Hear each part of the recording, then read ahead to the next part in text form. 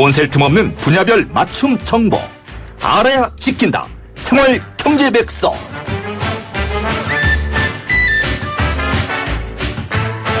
알아야 지킨다 생활 경제 백서. 오늘 부동산 소식 알아볼게요. 김인만 부동산의 김인만 소장님 나오셨어요. 안녕하세요. 안녕하세요.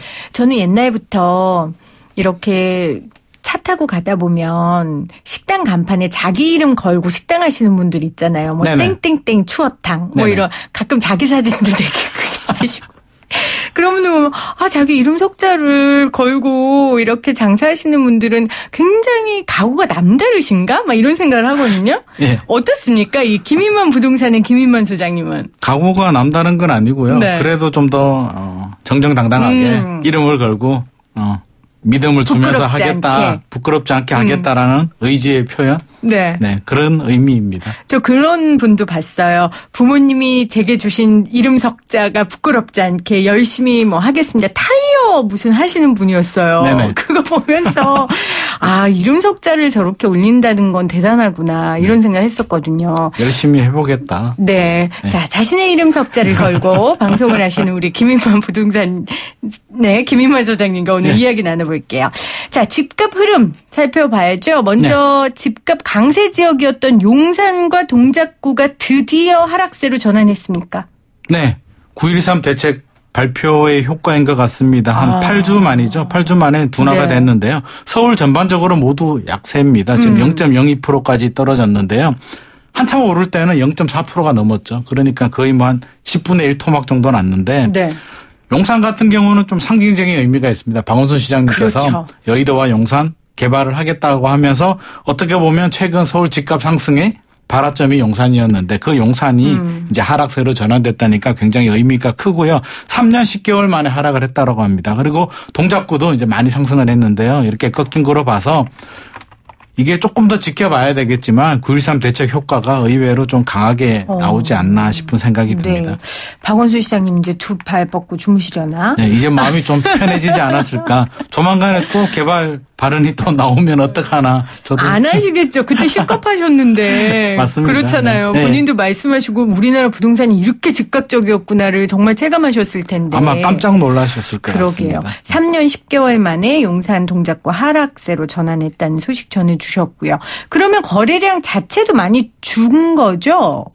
그렇게 봐야 되나요? 체감하고 통계가 조금 차이가 있습니다. 그래요? 왜냐하면 9월 달에 서울 같은 경우는 12,355건이 거래가 됐거든요. 근데 10월 달은 17%가 감소된 1,238건입니다. 이 수치만 본다면 생각보다 별로 감소가 하지 않았네라고 생각할 수 있는데 주택거래 신고는 계약하고 60일 내에 신고를 하면 되거든요. 네. 그러니까 9.13 대책 발표 이전에 계약했던 게 이제 나오니까 10월 달 통계는 이렇게 나오는 거고요. 아마 11월 달 통계가 나오면 아마 상당히 많은 큰 폭으로 제 생각에는 한 10분의 1 정도 감소한 수치가 나오지 않을까 생각이 됩니다. 실제로는 많이 감소가 됐습니다. 최근 들어 진짜 많이 감소된 거네요. 그렇죠?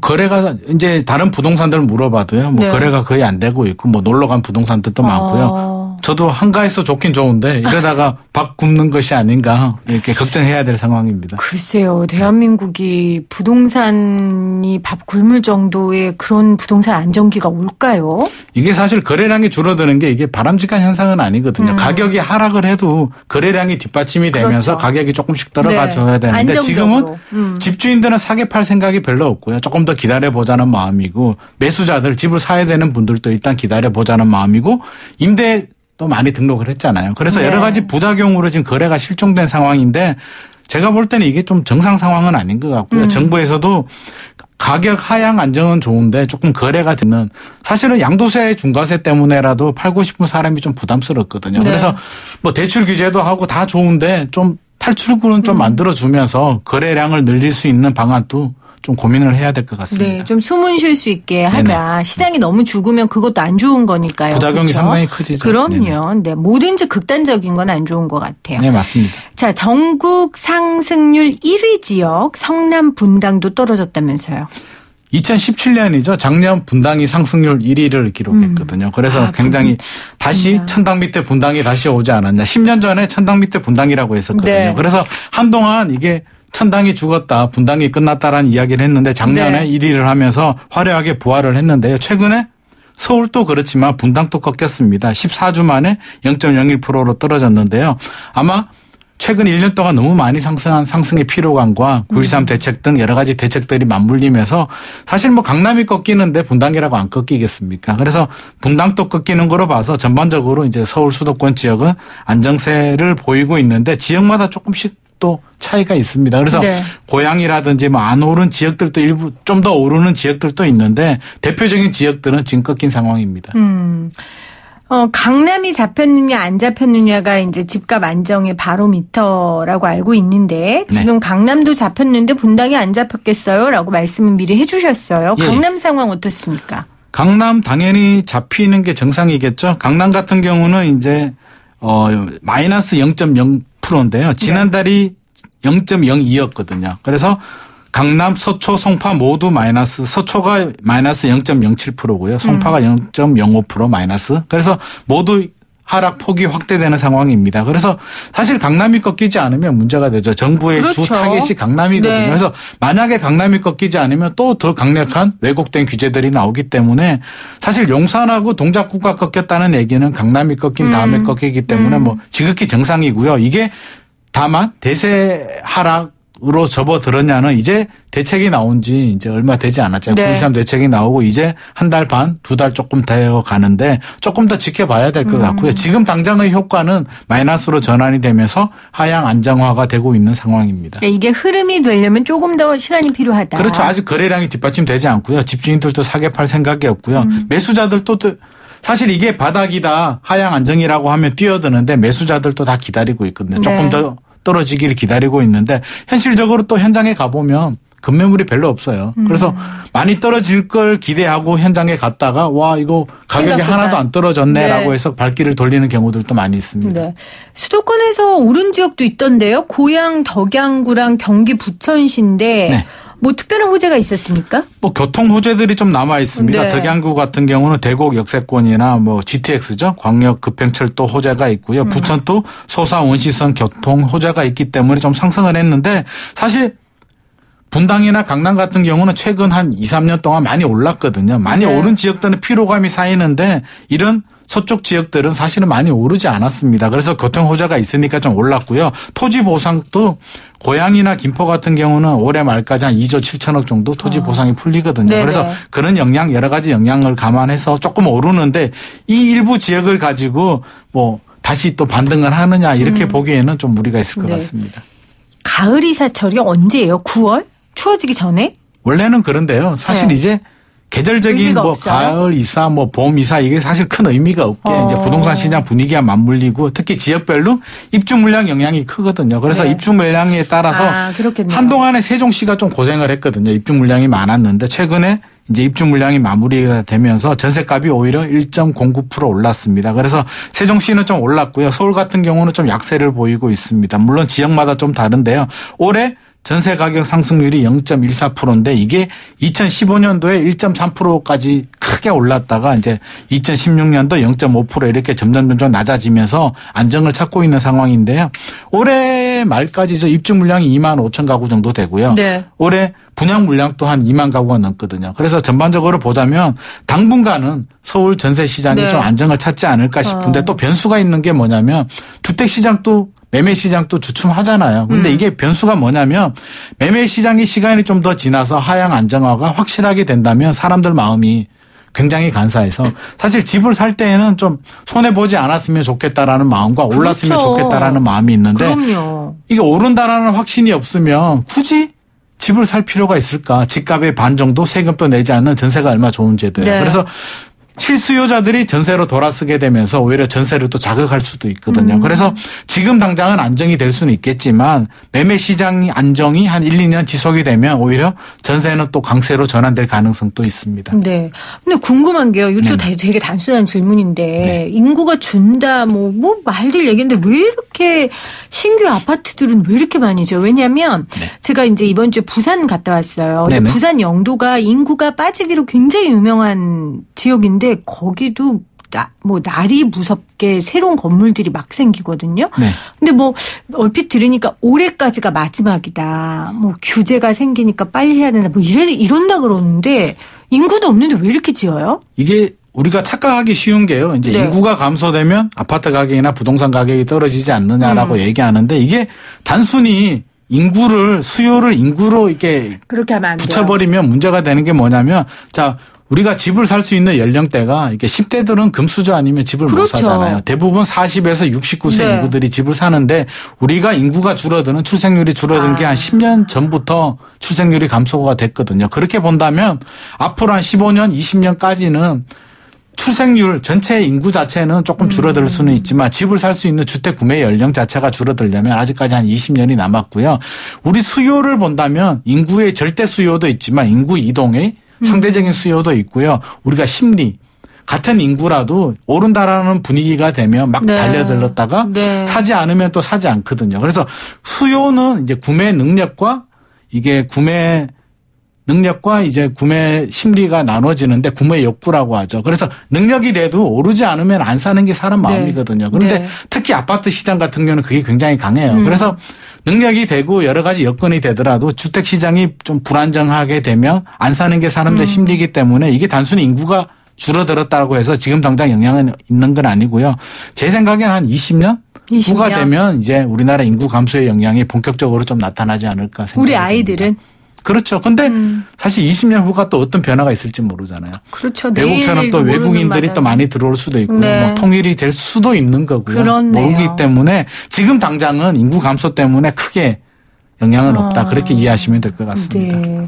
사람 마음을 제일 모른다고 하잖아요. 근데 이 부동산은 사람 마음의 집약체 아닙니까? 사람의 심리와 마음. 그게 너무 굉장히 어렵죠. 이게 구매 능력하고 이게 사실 구매 욕구도 사실은 두 가지가 있어요. 집을 사고 싶은 마음도 이게 원츠와 니즈라고 이게 분류가 될 수 있는데 니즈는 집이 필요해서 사는 사람인데 그렇게만 돌아가면 참 좋은데 그게 아니죠. 아파트는 그게 아니잖아요. 그렇죠. 내가 집이 더 있어도 한두 채가 있어도 오른다는 확신 때문에 더 갖고 싶어서 원츠로 이 감정으로 사는 것이거든요. 그래서 왜곡이 되고 다른 부동산 시장 상가를 막 몇 개 더 사고 싶어서 막 사는 사람은 별로 없잖아요. 근데 아파트는 좀 다른 시장이거든요. 그래서 아파트가 어렵고 정부도 규제를 쏟아붓고 있지만 쉽게 잡히지 않는 이유가 이게 심리, 감성이 들어가기 때문에 그런 것 같습니다. 네. 오늘 김인만 부동산의 김인만 소장님과 함께 최근 집값 흐름 살펴봤고요. 또 하나 지금 검색어 계속 오르는 것 중에 하나가 신혼부부 임차 보증금 지원 산업이에요. 대상과 기간을 확대한다고 오늘 밝혔는데 이것도 관심 갖는 분들이 많으신가 봐요. 좀 설명 좀 해주세요. 아무래도 혜택을 주는 거니까 굉장히 좋은 제도인데요. 최대 2억. 그리고 이제 전세 보증금의 90%까지 낮은 금리를 저금리로 지원해주는 사업인데 이게 대출 금리 가운데 1.2%포인트를 서울시에서 보전을 해주는 거예요. 그러니까 굉장히 좋잖아요. 만약에 3%면 1.2% 빼면 1.8%만 내 돈으로 내면 되니까 굉장히 좋죠. 그래서 또 기간 또 늘려줬습니다. 현재 6년에서 8년으로 늘려줘서 굉장히 관심이 커지는데 사실 쉽게 공짜로 주는 제도는 없잖아요. 조금 더 면밀하게 보면 이게 자격 요건이 있어요. 이게 5억 임차 보증금은 5억 이하고요. 혼인 신고하고 5년 내에 신청을 해야 되고 예비 부부 같은 경우는 6개월 내에 혼인 신고를 해야 되고요. 부부 합산 8천만 원 소득 기준도 있습니다. 그래서 이런 자격 요건이 되는 분들은 뭐 당연하지만 당연히 신청하는 것이 좋습니다. 이 해당되는지 안 되는지를 알아보시는 게 제일 중요할 것 같아요. 서울시에 확인을 해봐야겠죠. 서울시나 국민은행에 확인을 해봐야 되는데 자격 요건이 되면 뭐 당연히 신청을 하면 좋은데 또 그렇게 이야기합니다. 이것 때문에 과연 최근에 문제가 되는 신혼부부들 이게 뭐 애를 낳지 않고 결혼을 하지 않는데 과연 이 제도 때문에 그렇게 하겠냐라는 이야기가 있는데 제 생각에는 자격 요건이 되면 뭐 이게 사실 혜택을 주는 거니까 열심히 신청하겠지만 이 정도 가지고 결혼 안 할 사람이 결혼하고 애 놓을 생각이 없는 사람이 애를 놓을 것 같지는 않습니다. 근데 저도 그렇게 생각했는데요. 이제 제 동생이 지금 결혼 정년기예요. 또 남자예요. 그러니까 이 집에 대한 부담이 굉장히 그 친구가 있는데 이런 제도들이 굉장히 현실적으로 다가오나 보더라고요. 제가 얼마 전에 이야기를 나눴거든요. 그러니까 결혼 아예 안 할 사람을 바꾸지는 못하겠지만 결혼을 해야 될까? 언제 해야 될까 고민하는 청년들한테는 그래도 담비 같은 소식이다. 맞습니다. 이게 저는 굉장히 긍정적으로 보고 있는 게 이런 제도를 좀 많이 해야 된다라고 보는 게 우리 최근에 이제 출산율 문제도 걸리고 여러 가지 문제들이 있는데 결국에는 집 하나로 직결이 되거든요. 이게 맞벌이해도 사실 지금 집값을 맞아요. 보면 도저히 집을 살 수 있는 주거비가 너무 나가요. 이게 뭐 엄두 자체가 나지 않는데 부모님이 도와주지 않으면 현실적으로 어렵잖아요. 그래서 네.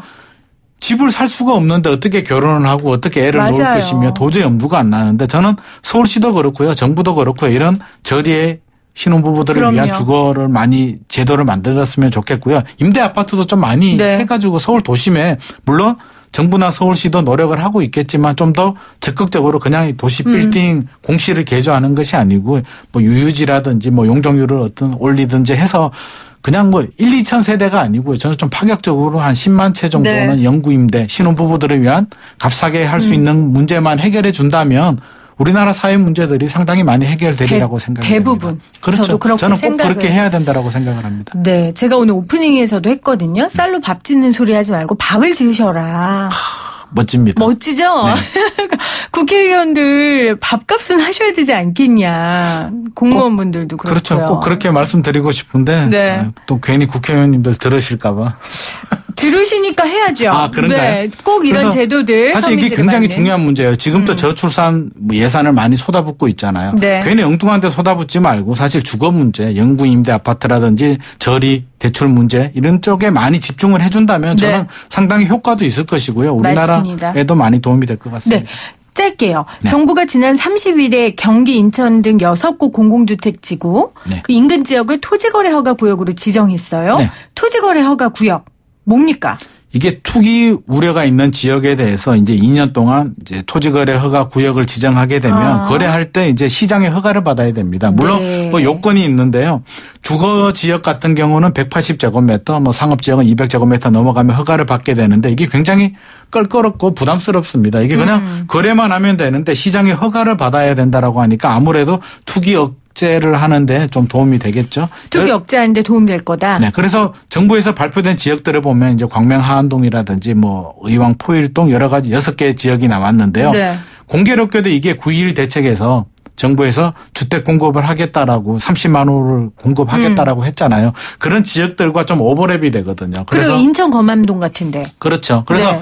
결국에는 이제 보면 서울은 현실적으로 이제 주택 공급할 땅이 없잖아요. 네. 그린벨트는 방훈선 시장님께서 절대 풀지 않겠다라고 했고 최근에 이제 용산 미군 기지 투어도 시작을 했지만 용산 기지에 또 임대 아파트를 지을 수도 없는 문제이기 때문에 이런 외곽 순환도로 주변에 이런 그린벨트들 이런 지역들을 풀어볼 수밖에 없는 거고요. 투기가 발생할 수 있으니까 이게 토지거래 허가 구역을 했는데 약간 뒷북행정이다. 이게 사실 미리 좀 했어야 되는데 이미 발표하고 살 사람들 사고 호가는 다 올랐는데 조금 늦은 감도 있습니다. 네. 토지거래 허가구역 뉴스까지 잘 정리해 주셨습니다. 김인만 소장님과 함께했어요. 고맙습니다. 감사합니다.